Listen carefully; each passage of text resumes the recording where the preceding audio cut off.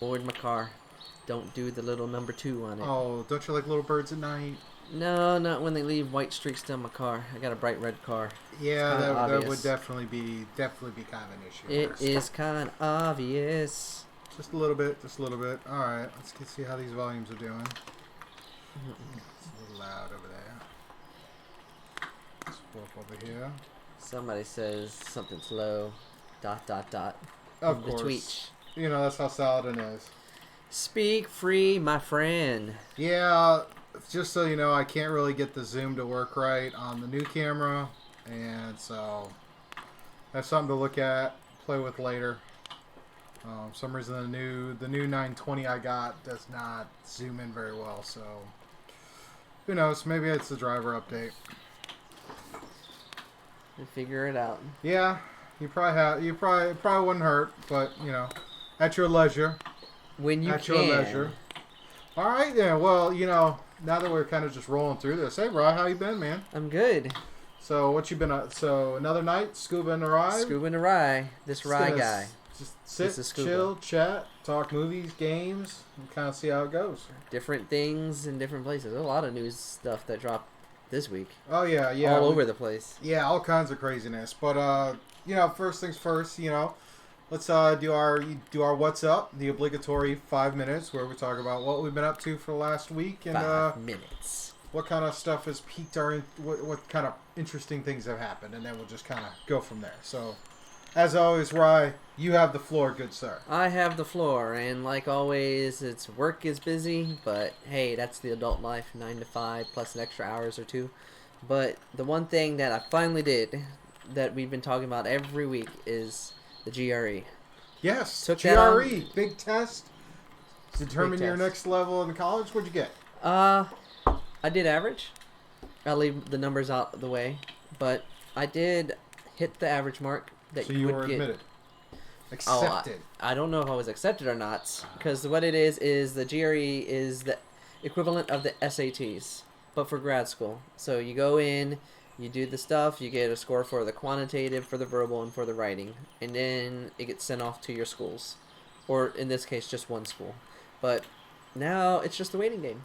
It's just a waiting game? Just the waiting game. So I hate waiting. Yeah, but hate it. sometimes patience is a virtue, especially in this process, because this college application for grad school was daunting. There's a lot of stuff I had to do for it. Well, I'm sure. But, you know, you're moving on up another level, you know, a lot of stuff they want to find out from you. But I can tell you this, where you go and do the testing for the GRE, they have that on lockdown. You can't bring anything in there. They wand you down. They make sure you're not trying to sneak anything in. Cameras everywhere. But, you know, they don't want you to cheat. They want to just get you as is.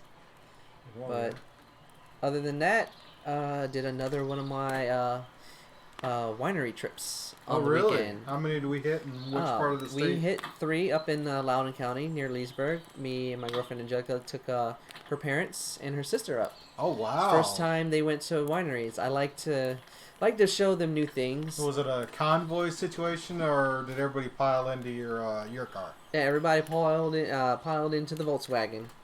So they got a car big enough to accommodate that. It does. And the little Volkswagen has a lot more room than you think. Oh, really? Yes, but you know, I was glad I could take them because they haven't seen a lot of stuff. So anytime I can introduce people to new things, I always enjoy that. So hit up 3 wineries, 8 Chains, the Barns at Hamilton, and Sunset Hills.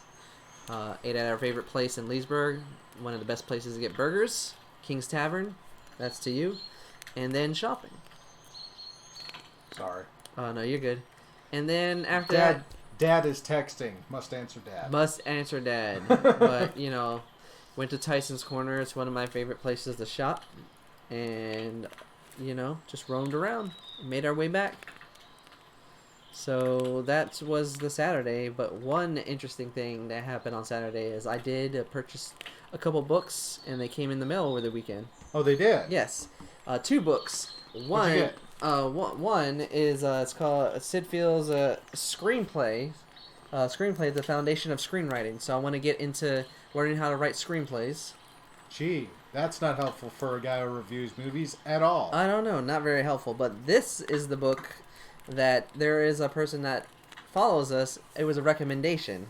So, Save the Cat, How to Write a Novel. Graza's influence, yes. Volgraza's influence is felt. Yes, this is that one who he suggested for telling great stories. Yes, so that'll definitely come and help me branch out my storytelling. I've written plenty of fantasy stories, a fantasy novel, a couple of romance stories. So this will just help me branch even further. Cool. So it's good to diversify. So, but yeah, that was a action-packed weekend. You know, movies, TV shows, all that whatnot. But we'll talk about that later. Sweet.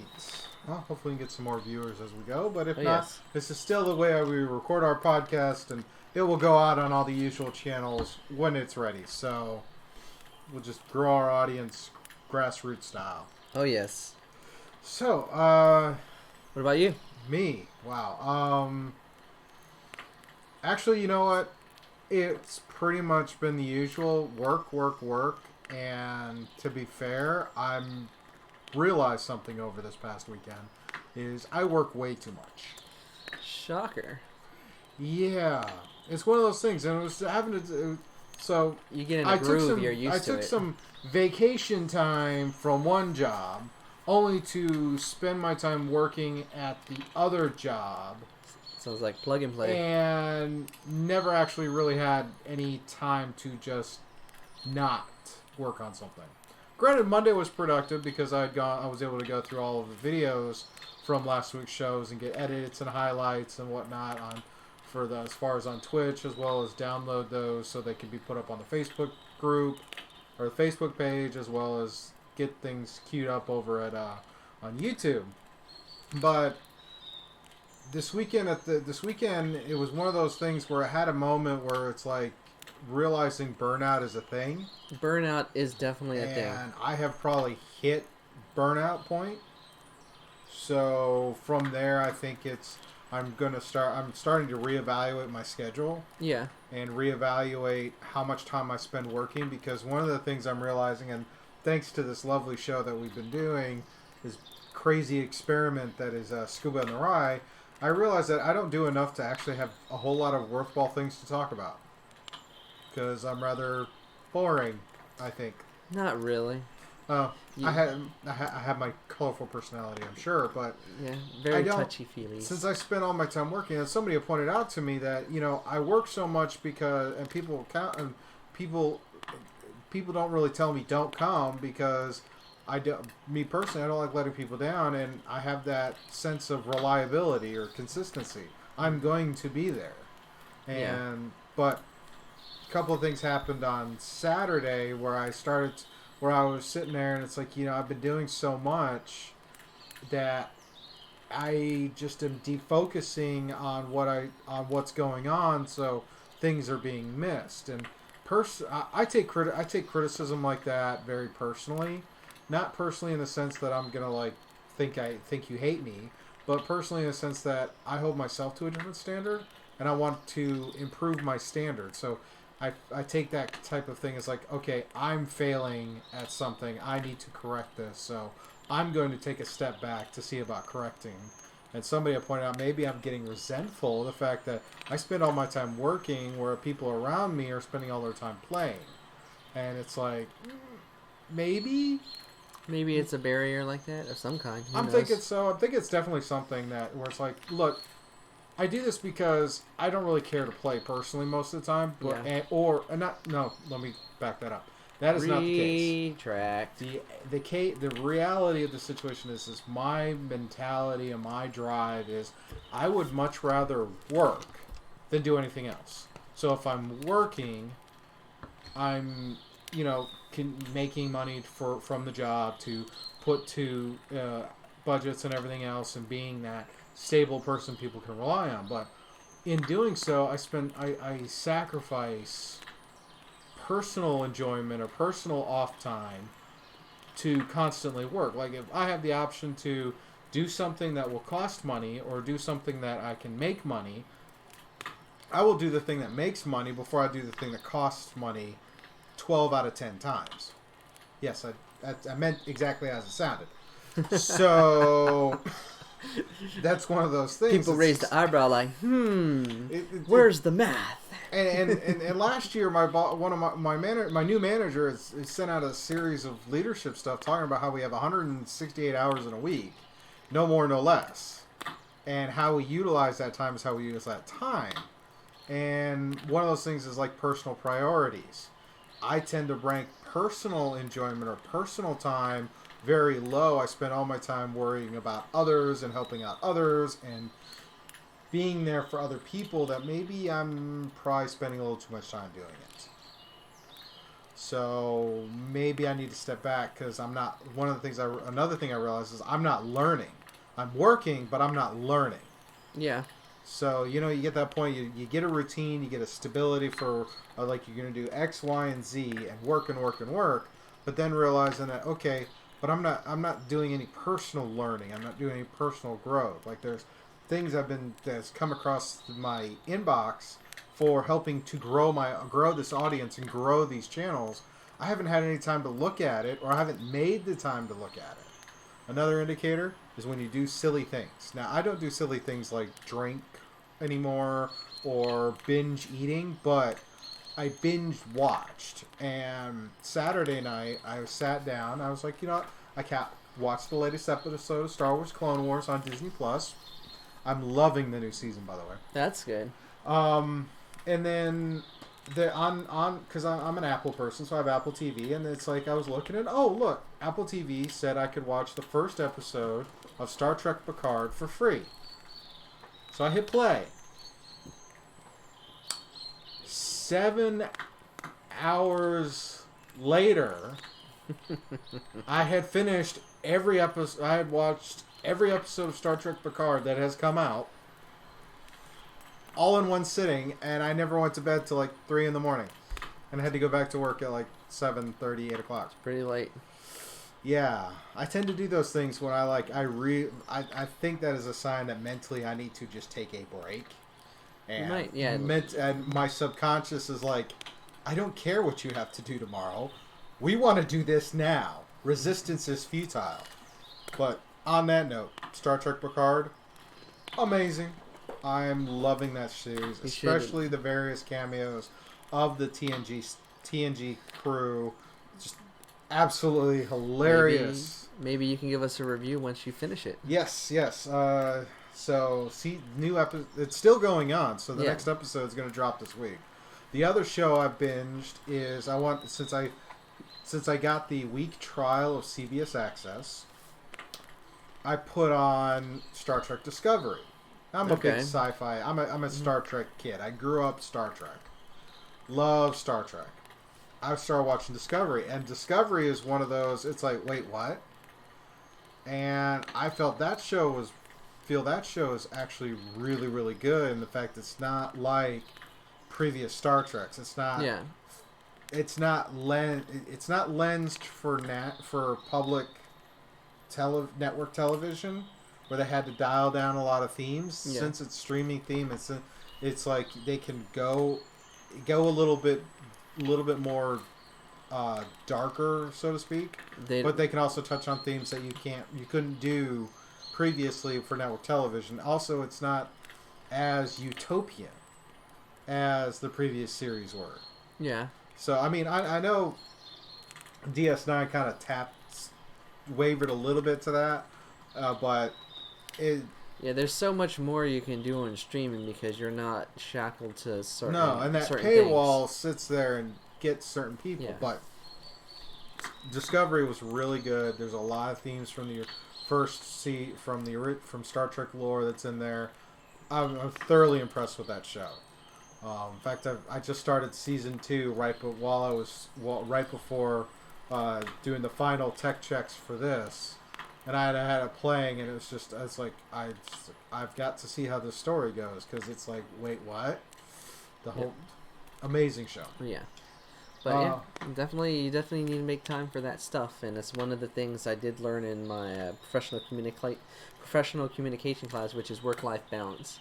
You only have so many hours in a day. You can only do so much, to the point to you burn yourself out, and then it has an effect on everything else. Oh, definitely. So, and I mean, the last thing I need to do is have complete burnout. Mm-mm. So I'm going to reevaluate calendars and stuff and try and do things like something I would like to do is actually go do something for St. Patrick's Day, and it's something we can talk about in the. While you do that, I'll be I writing a novel. The Patreon chat tonight. We can talk about what we'll do for next show and all of that. So, all right, I think it's talked more than 5 minutes. Very much so. So let's move on. Moving on. Moving on. So we're gonna move on. We're gonna move on to that thing. Dang. That thing. Thing a thing. Yep. Jingle the change. Thing a thing. Yeah.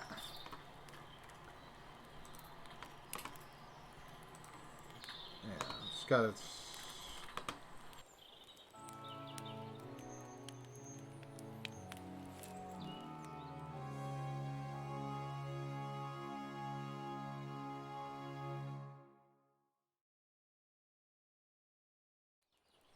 Alrighty.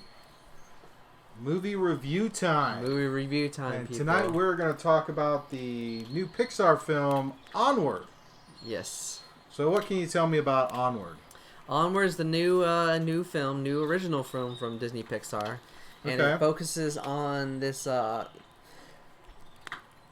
way I could explain it is like you have all your different fantasy stuff you're familiar with, all the the magic and the wizards and elves and all that stuff.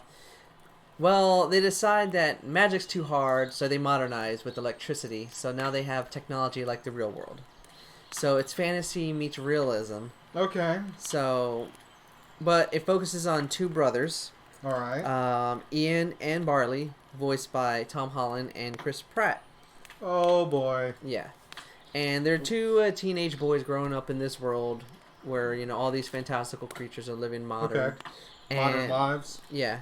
And it focuses on the relationship of the two brothers and this magical gift that their deceased father gives them that when they use the magic, it will bring them back for one day.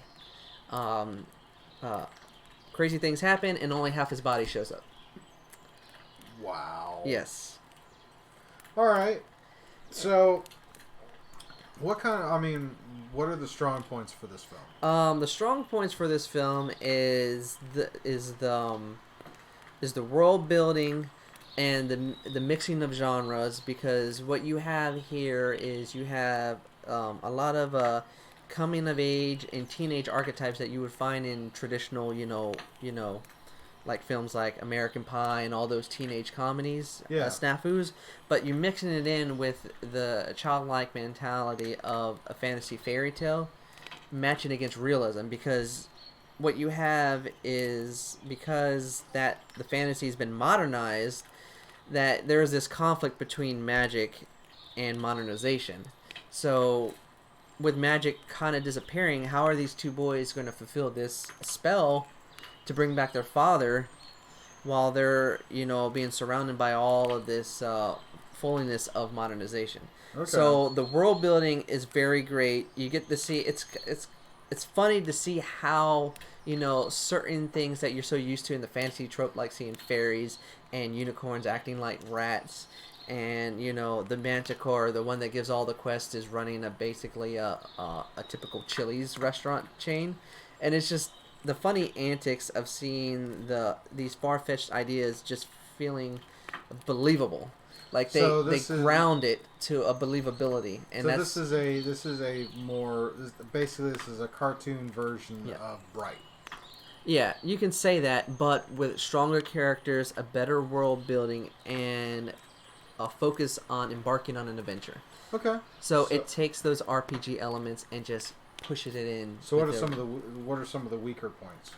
Some of the weaker points is the predictability of the situation, because you have these two brothers going on a quest. So you have a very traditional quest progression, quest for point A, point B scenario. Okay. So that kind of stuff, that predictability, is what creates just a very kind of melancholy kind of adventure, because you kind of know what's going to happen. There's the way I put it is there's so much potential in the world building of everything that's happening around, but they never quite push over. Okay. Like they never. I think the bad thing is what's going to happen is that when you go in this film, you know it's a Pixar film, and it's not hitting that mark of some of the top tier Pixar films. Up, Wall-E, Ratatouille, the Toy Story films, like the big ones that, you know, make you cry. It doesn't really hit that emotional chord until the very end. And then, like, when you think all the visual prowess, all the typical mixing of genres of coming of age and fantasy, just kind of just pushing you along a mediocre story, that brotherhood between the two brothers come into play. Okay. And you get to see that true human nature that you come to find heartfelt in a Pixar film. Nice. And they do a lot of stuff in the third act and the climax that go away from that predictability, because what you were expecting was one thing, and they go completely left field, but not in a way where it just comes out of nowhere. It's very organic, and it does bring slight sniffles. Slight sniffles? Slight sniffles, because if you have a brother, all of that third act is really going to hit you home. Okay. So. All right, so what do we want to call it? It's a very fun adventure. I'd give it. It's a very mediocre kind of Pixar film, but I'm not going to bring it down because of that. Because I don't compare, you know, apples to oranges when it comes to this. But I'm going to compare it as it is. It's a typical adventure film. Anybody that is an RPG or gamer geek is going to love all the little nods.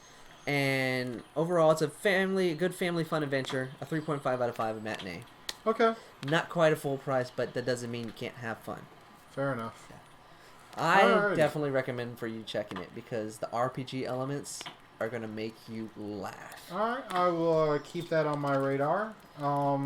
Anything else review-wise for us? Because that was the only movie review. Well, I did wrap up one of the TV shows that I was watching. Oh, really? Yes. Which one was that one? That is the new TV show on HBO. Okay. Called The Outsiders. I've had a few friends who've been interested to hear how the show is. I've recommended that it was really good. Outsiders, The Outsider. The Outsider. Outsider. Okay.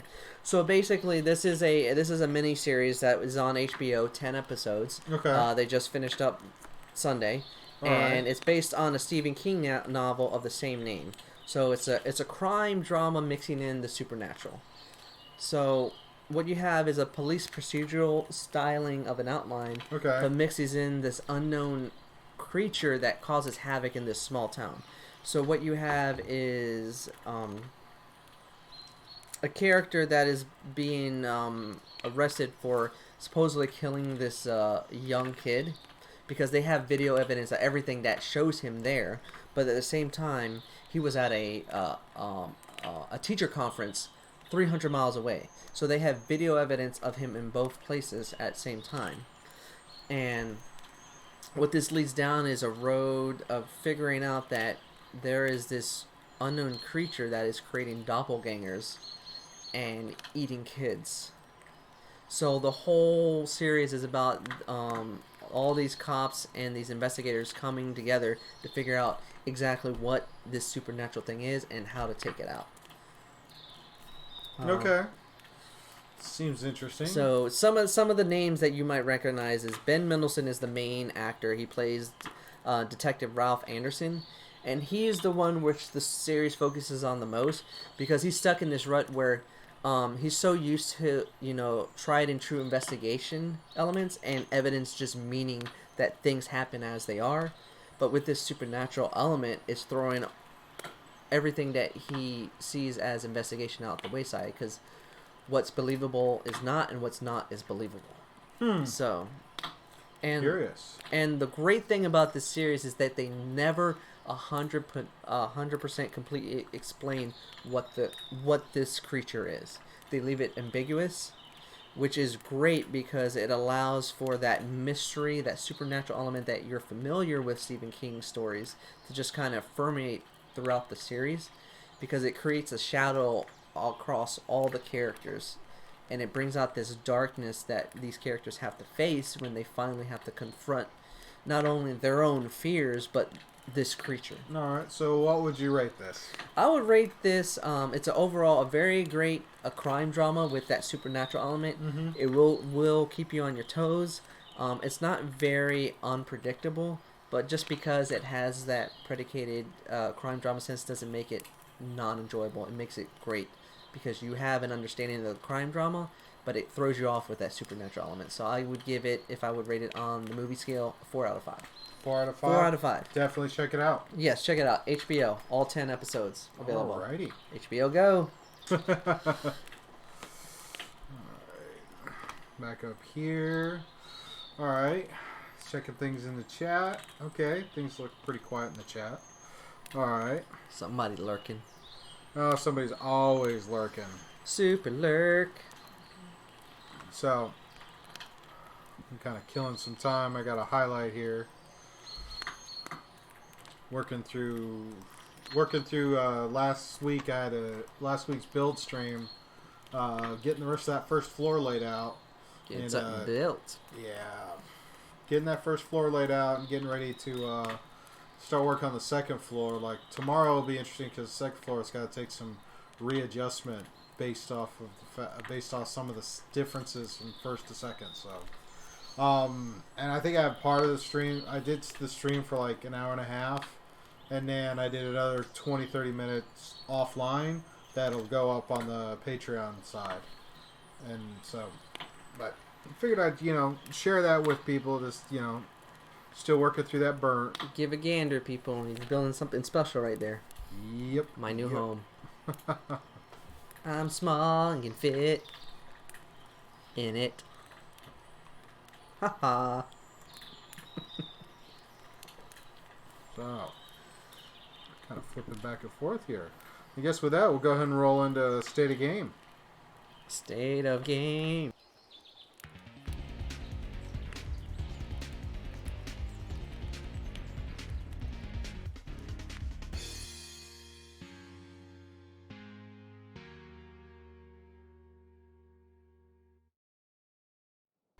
Vamos, And people. here we go. State of Game. Alrighty, State of Game, the section where we talk about the various games we were playing and what kind of fun shenanigans we get into with those games. And as usual, we typically start off with the video games.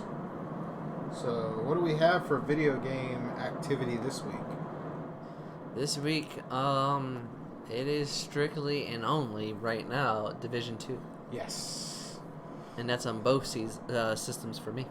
Yeah.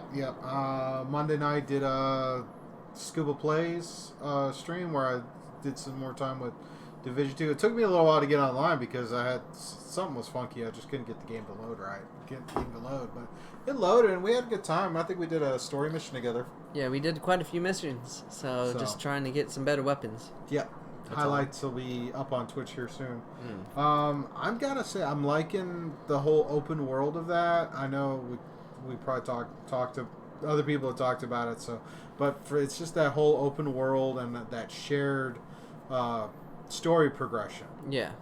So, I do say that I did have a moment though where it's like I was waiting right before you jumped in. It's like there was because they have this drop in drop out co-op system where you could help other agents if they put out a call. Somebody put out a call for help. I answered it. And I was like, all right, what are we doing? And then shortly after we get out of the safe house, the dude turns around and shoots at me. And I'm like, all right, buddy, I get what you're going. I'm out. It's like he wants your goods. No, it just seems kind of rude. It's like, okay, you called for help. Somebody answered, and your react, and it's like, okay. Your reaction is just pow pow. Yeah, so I don't know. But yeah, stream last night was good. Division 2. I haven't played anything else yet. What about you? That's really much it. Pretty much it. I know I have Days Gone still in the wrapper, so eventually I'll take it out and play that. Okay. I know there's a couple games coming that I might check out. The Final Fantasy VII remake. Doom Eternal is about to drop.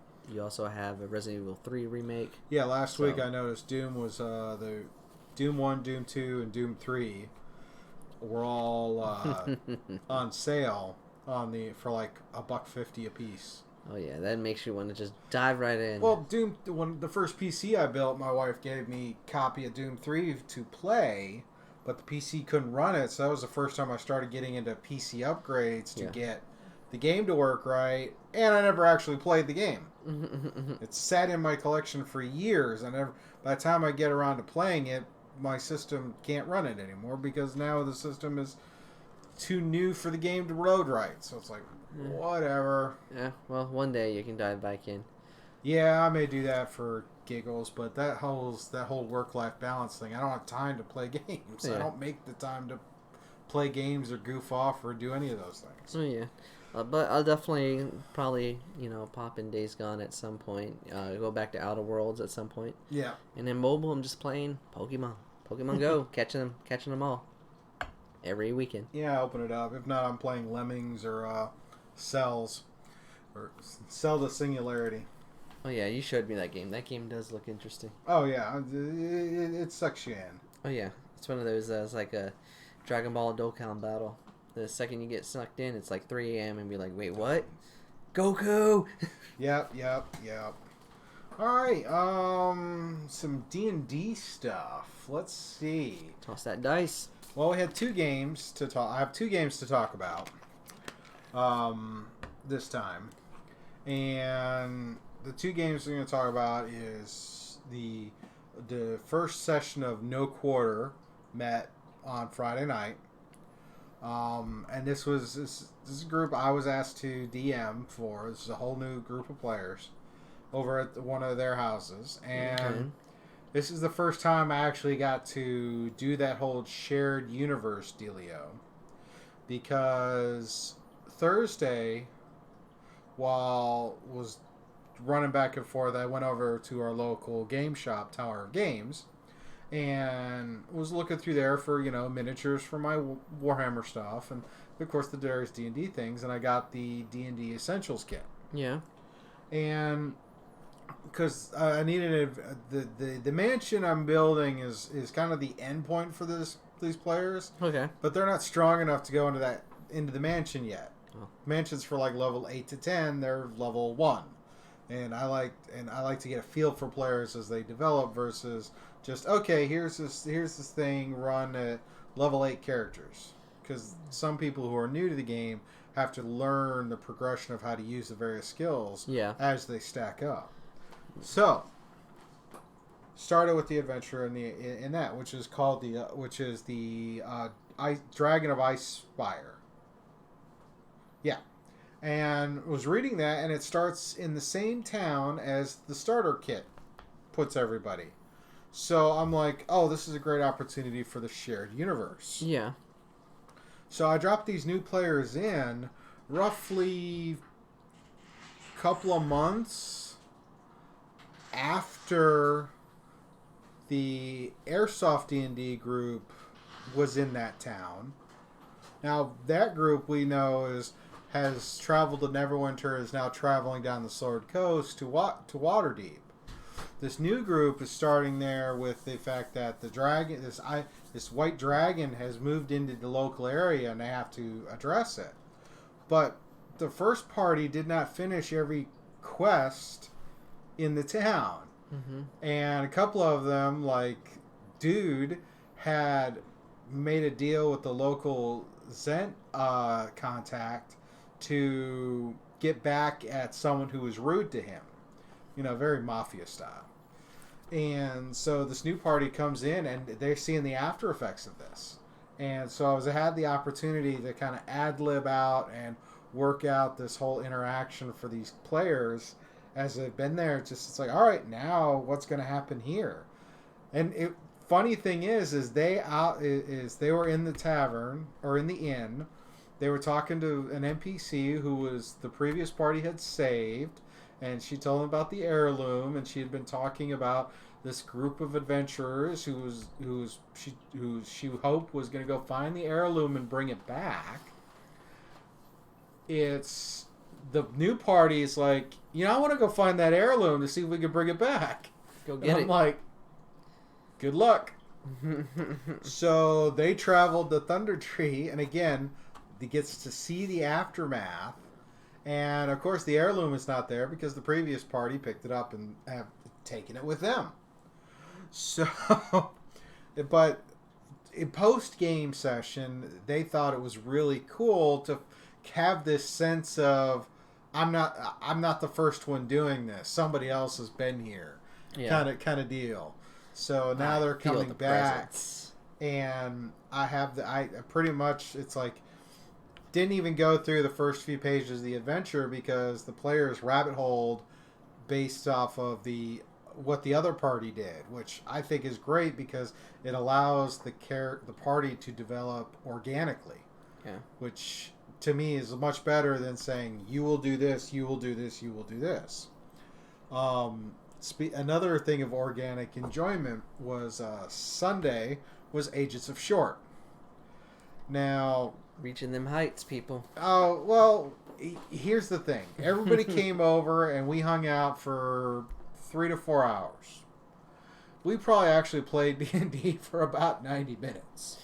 That's not too much of the time. Well, but this is the thing. I wish I had the microphone on the table to catch the conversation because the side conversations were just so much more enjoyable. We did actually progress the story a little bit. We now have the keys to the vault and know where those keys. We had acquired the keys, and now we were and made some new business deals. And now are on our way to go and use the keys, get into the vault, and go through the vault. Yeah. And from there, we'll see how the party goes. So 1 or 2 more sessions because the way this party likes, all of us, because it's the only time we all of us are in the same room together. So sitting there and doing that.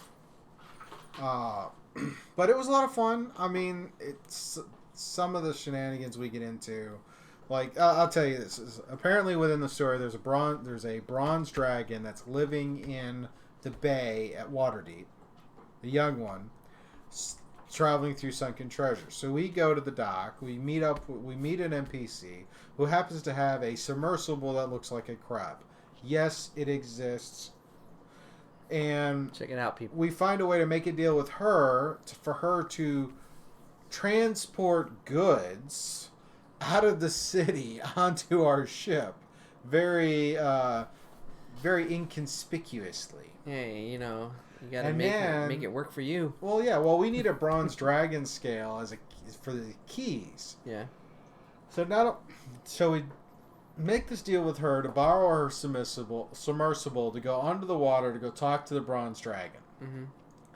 And then we end up making a deal with the bronze dragon to run security for these transports to and from. Somebody's got some good wheeling and dealing skills. It's all about the wheeling and dealing and building up this like enterprising system. +5 marketing. Oh, it's great. Excuse me. So yeah, we'll see what happens on the next session. But this weekend, the Airsoft crew is supposed to get together. So hopefully we'll have some interesting stories for that too. Yeah, when they get together, fun times. Oh yes, very fun times. That leads Airsoft gameplay because I talk a lot, and honestly, I don't have anything for Airsoft this week. Not too much. Just typical games. Typical games. We did run the mobile car. Well, there's a game we've been working on. It's kind of this mobile respawn point for one team where the GA will drive the golf cart and has like this ticket counter for how many times people can respawn.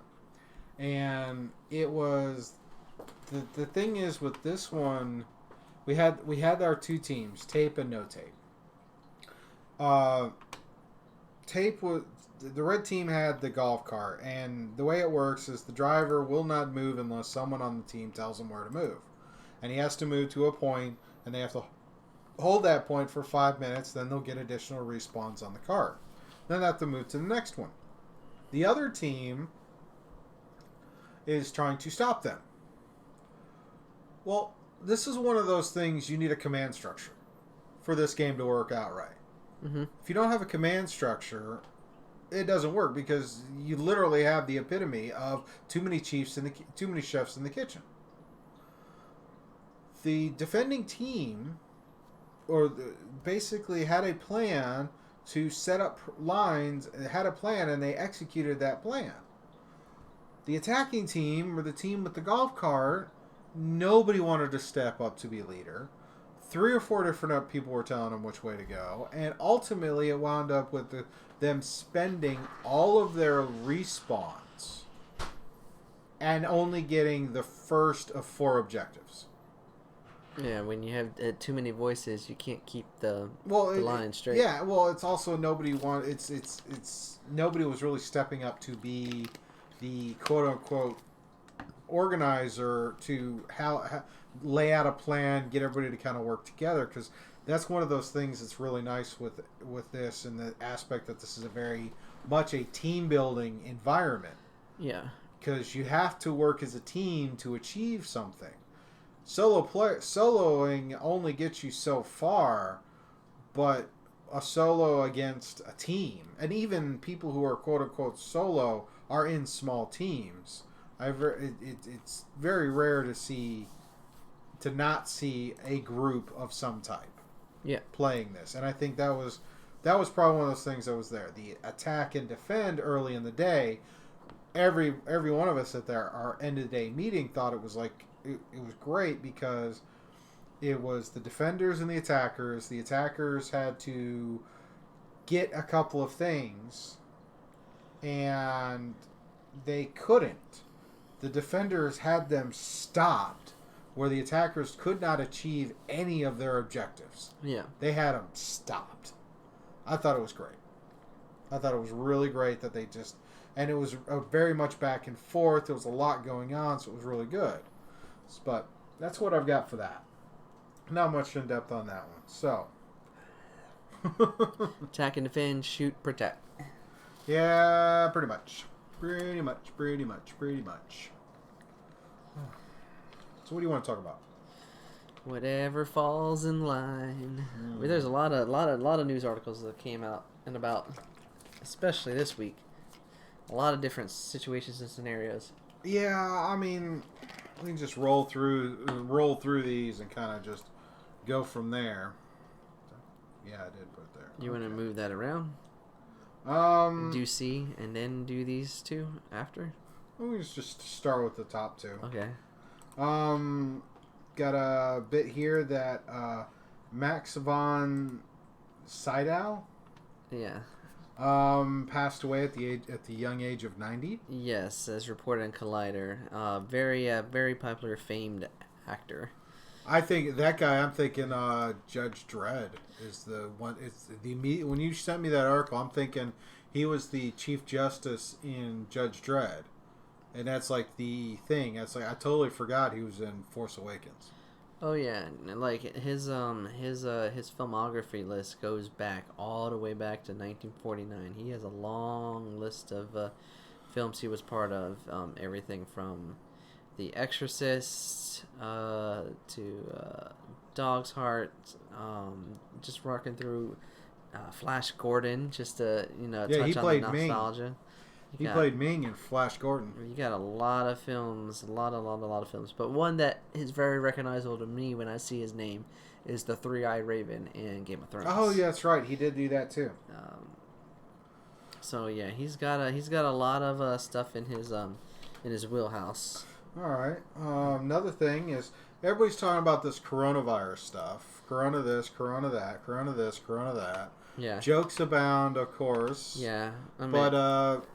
Thing that's affects us in a sense is like this is kind of a geek thing. Yeah. Is the convention South by Southwest that's hosted in Texas every year? Well, a recent article had come out. IGN reported that South by Southwest was canceled this year for the first time in 35 years, 34 or 35 years. Yeah. And because of concerns about coronavirus. Yes, so they this is a huge hit, not only just for the nerd music and just film community. It's a huge hit for Austin, Texas, because this is one of their big events of the year that brings in millions of people, millions of different artists and millions of different things that center. And the one big thing about South by Southwest is that it is a good a melting pot of a lot of indie films. Like, this is where indie films can really strike gold and get that word of mouth starting for the rest of the movie circuits down the road.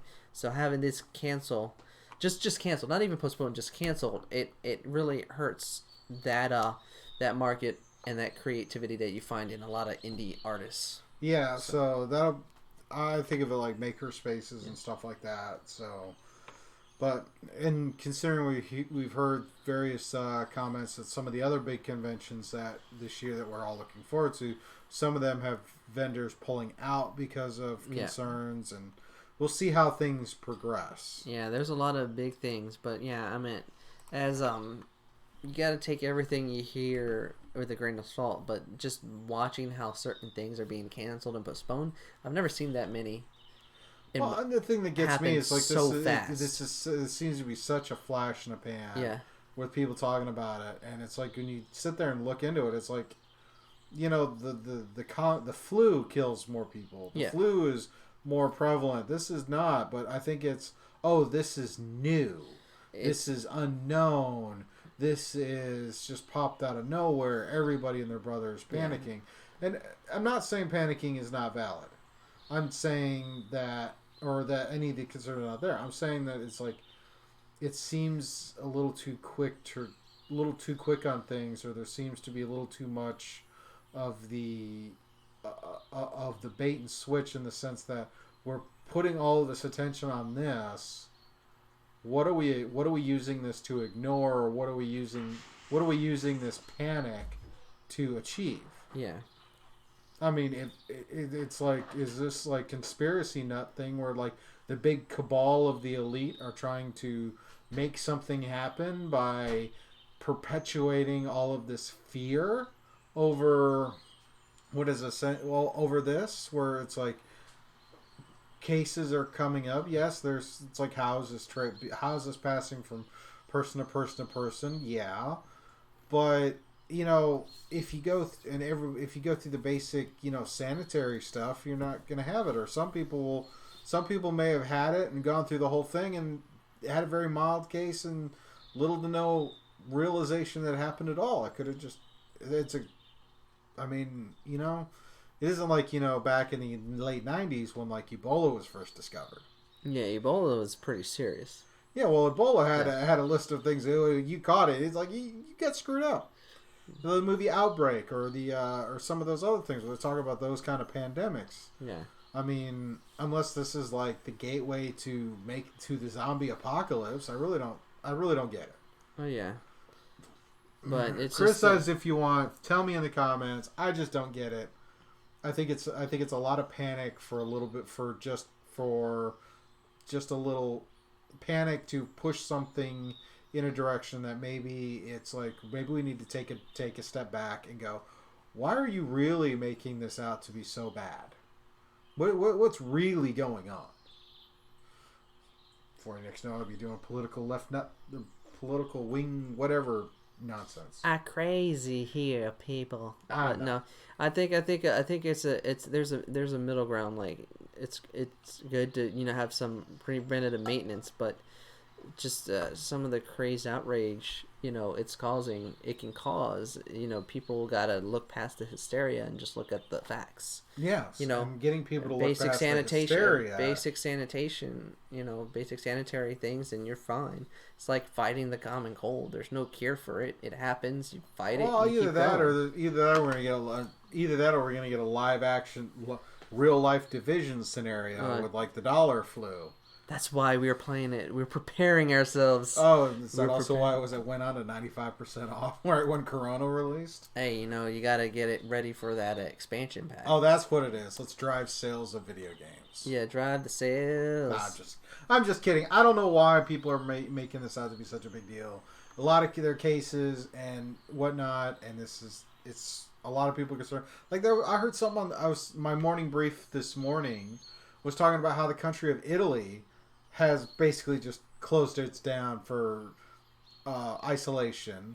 The Prime Minister Netanyahu is like, all right, if you come to Israel, we expect you to take 14 days of personal isolation before. It's like, wow. Yeah. Just Wow. Well, the pandemic is real in some sense. It's just you gotta be wary. Well, wash your hands. Don't touch your face. You know? Check where those chocolate-covered pretzels come from. Hey, don't mess with my chocolate covered pretzels. They good. Alright, alright. Some other news things to chat about. Boop-a-doop-a-doo. What we got next? A lot of gaming news. Oh, yeah, some gaming stuff. Because, we're gamers. We like to game. I do game. I do dabble in the gaming. So, first one on some gaming news is... After much rumors and whatnot, it is confirmed that Horizon Zero Dawn is going to come to the PC this summer. Oh yes, finally. This was one of those games I wanted a PS4 for. I wanted to play this because the concept of this game was so good. To me. That was one of the reasons I bought my PS4. Was to play that. Play that game. The whole concept of AI evolution, becoming like simple animals, and this post-apocalyptic world, and this girl.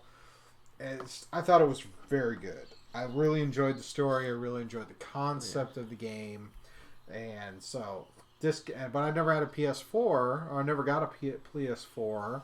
I'm probably never going to get a PS4 at this point, but this game coming to PC, I might be able to get my hands on it. Oh yeah, because you'll definitely, it's that open world. It's a different kind of open world because it mixes in technology with this like post-apocalypticness, and or it's like these creatures of these AI creatures, and it's like you have like the mammals and the dinosaur AI equivalents wandering in the same space.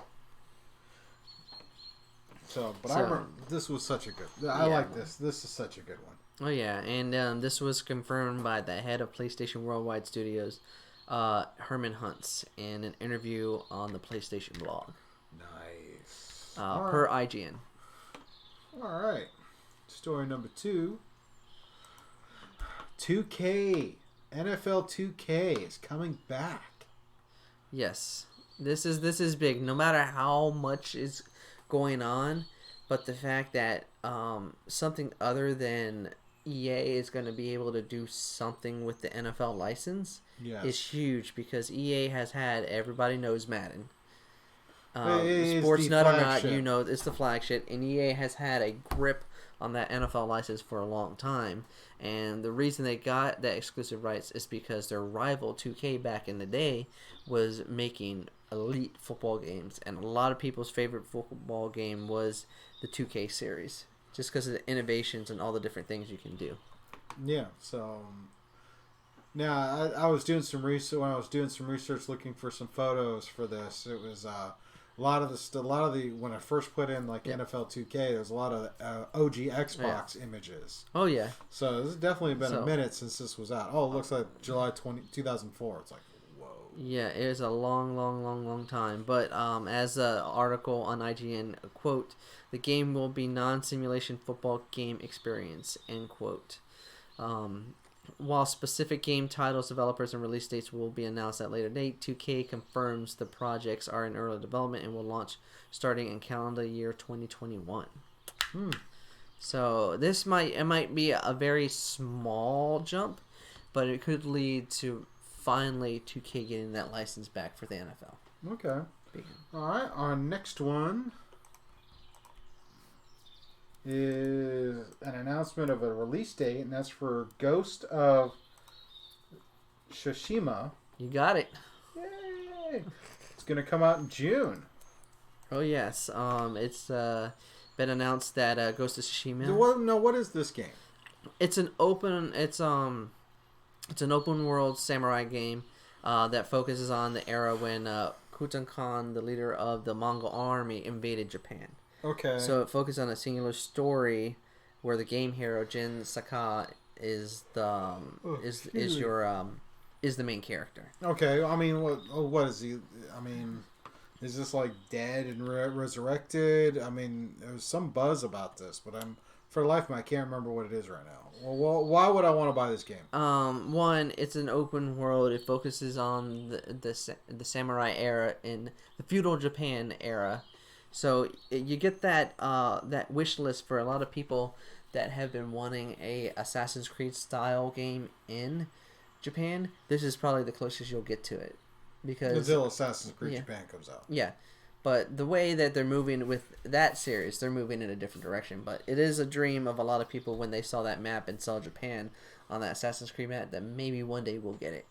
Maybe not, maybe we will, but this, just the idea of going into feudal Japan and being able to play as a samurai and live in a singular story and fighting against Mongols, it's pretty cool. All right. I'll take your word for it. And it's made by the studio Sucker Punch, which, if people knows, they made the Infamous games and the Sly Cooper games back on the PS2. Oh, well, History lesson for you people. I guess in that case, we know the studio's got a good track record. All right, here's another tidbit, and that is Castlevania Symphony of the Night has been ported over to mobile platforms. Another article from IGN. You're dropping like it's hot, IGN. Yeah, So, let's do. I mean, IGN is IGN. yeah, but as they says here, quote, Symphony of the Night will be on iOS and Android ports. Cost $2.99 and $2.99. $2.99, people. Comes with touchscreen controls. Yeah, I was looking at a couple of pictures with touchscreens on there. It was pretty cool. So, what's this game about anyway? What, Symphony of the Night? Yeah. Well, it's a side scroller. It's a 2D platformer, but it is one where you can navigate back and forth through the castle as you build up your skills and fight along, so you can fight Dracula. Oh. It's an old school game that was on the PlayStation. It was one of PlayStation's iconic games back in the day, along with Metal Gear, Resident Evil, Siphon Filter, all Gran Turismo. This is one of those iconic games back from '97. Ah. Ooh, it's been a minute. Yeah. Alrighty. Alright, our last little bit of gaming news is a new RPG for those who like the old school film The Labyrinth. There's now a D&D, there's now a tabletop RPG version of this. What do you think about this craziness, Rye? This is definitely interesting, as it gives you another world, another lore building experiment that you can do on tabletop. And as reported on comicbook.com, quote, the book contains a full-length adventure set inside the world of Labyrinth with over 100 scenes that feature modular elements for replayability, end quote. Huh. So you definitely... Classic films. So it's available to order online. Amazon for $44.77. All right. Well, if you're a fan of classic Jim Henson and David Bowie, I'm sure there's some nice elements there. I might get it, people. I got my phone open. I did buy a Kirby pillow. You did buy a Kirby pillow, yes. And I'm always up for adding games to my collection back here. Oh, yes. More back here, people. Alrighty. Well, let's see. Where are we at in the show? I think we're about to get a little bit odd with our ends. Oh, yeah. Just talking about all kinds of new stuff. Oh, man. Alrighty. Odds and ends. I just fine.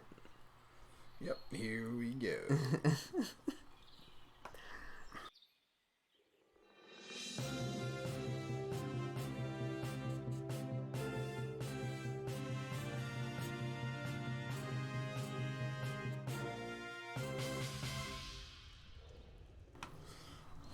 Alrighty. Something out there, Ron. Something definitely out there.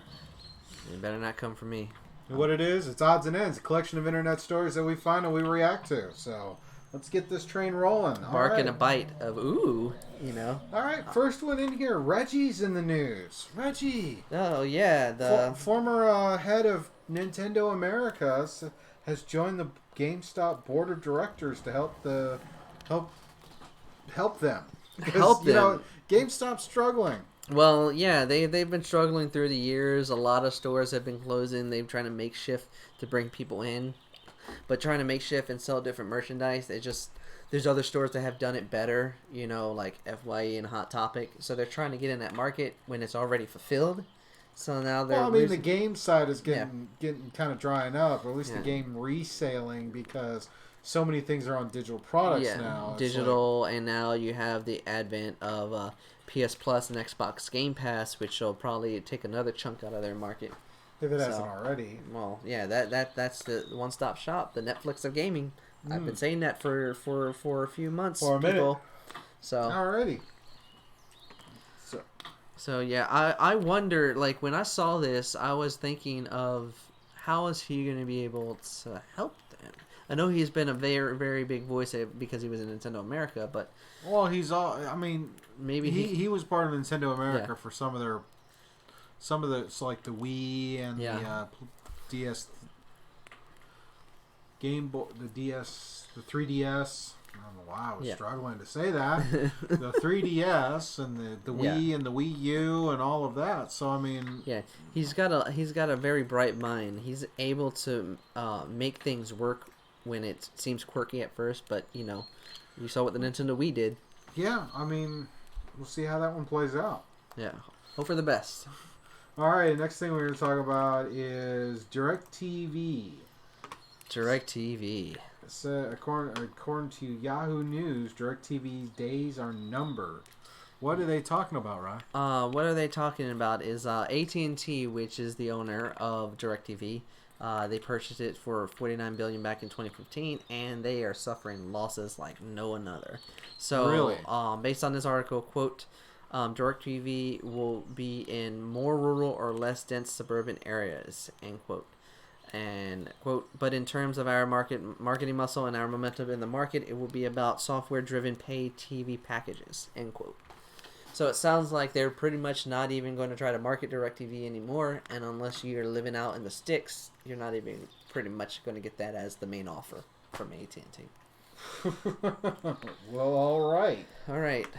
Yeah, the satellite DirecTV has been losing a lot of subscribers, and with the advent of all the streaming services and some of the things that Verizon and Cox are fighting, satellite's going to fall to the fray. Hey, you want to see something cool? Let's do it. What's cool? What's cool is some dude came up, made a drone that looks like Snoopy flying on his doghouse. That is the greatest thing Snoopy ever. versus the Red Baron style. I was like, that's pretty wild, man. Yeah, living the dream. Snoopy is. So yeah, who's reporting this to? OddityMail.com is reporting this. All right. Did they give us any more details on that we can talk about? Let me scroll in. Okay. Quote, sold by Fly Guy Promotions, the Snoopy Doghouse drone actually doesn't come with the doghouse at all, as what you're buying is the quadcopter. From there, you can build your own Snoopy doghouse to install over the quadcopter that you purchase, which is already made to do such things. If you'd like full instructions, cutout kits, and build logs, you can check out forums such as rcgroups.com and hosiercutoutservice.com, end quote. So, I guess RC flying or whatever, Yeah, they give you the stuff. It's like the IKEA drones. They give you stuff and build it, people. Oh, IKEA drones. Oh, no. Don't give them ideas. The instructions are weird enough. Hey, man, simplify or just die. And speaking of things that might give you nightmares. Dun dun dun. Check this out. The creepy pillows. Creepy pillows. Pillows that have the foam inside make it look like there's something living in the pillow trying to get out. Oh yeah. Like, how many different horror movies have we seen this trick played in? Oh yeah. So there are pillows. These 3D pillowcases that look like you have hands, faces, things coming out to touch you. It's never too early to start getting Halloween ideas. Oh, yeah. But yeah, think of your Halloween party and put those on your throw pillows on your couch and it looks like a hand's trying to grab you. Yeah. Yeah, what's the worst that could happen with that one? Just throw it in the living room and hope people are drunk. Let's see what happens, people. All right. And honestly, that's all the odds and ends we got. Oh yeah, some good odds and ends. It is some good odds and ends. I might want that creepy pillow. Where can I find it? Amazon, tell me. I'll look it up later, people. Put a message motor hookup. Of course. Thank you. Thank you for that visual. It was already creepy enough. Now we're gonna add a make it vibrate. Vibrate with the face like, oh, you know. Is a new meaning to the phrase "talk to the hand"? Talk to that hand. Alrighty. Well, I think with that we can go ahead and do our contact info, and so once it was good. Oh, cool. VR setup. So, yeah, we'll do contact info, contact stuff. You got all the buttons. Missing. Well, there's some buttons up there. I was doing some rearranging of files. I guess some files got missed. But, yeah. But, yeah, you can find me, Scuba Cod, on social media. You can find the studio at Scuba Studio on Facebook, Twitter, or not Twitter, but, yeah, Facebook, Twitter, Mixer, all those places to check it out. Look for us on Facebook and YouTube. Check out our videos and check out our page. Give us a like. Give us some feedback. We'd love some feedback. Oh, yeah. Right, where can we find you? You can find me on Instagram under Incubus Trav. Message like us. Send a friend request. Alrighty. Also with that, I want to give a shout out to Syrinscape for the background music and soundboards that we have. Because, you know, it's always fun to have a friendly spell. Yes. See how it came out. See? See? Yep. Magic in the real world. We're going on a quest. Yep. That's right. Nothing like a huzzah. And with that, we wish you all a good night and stand by. We're going to roll over to Patreon in just a moment. Peace.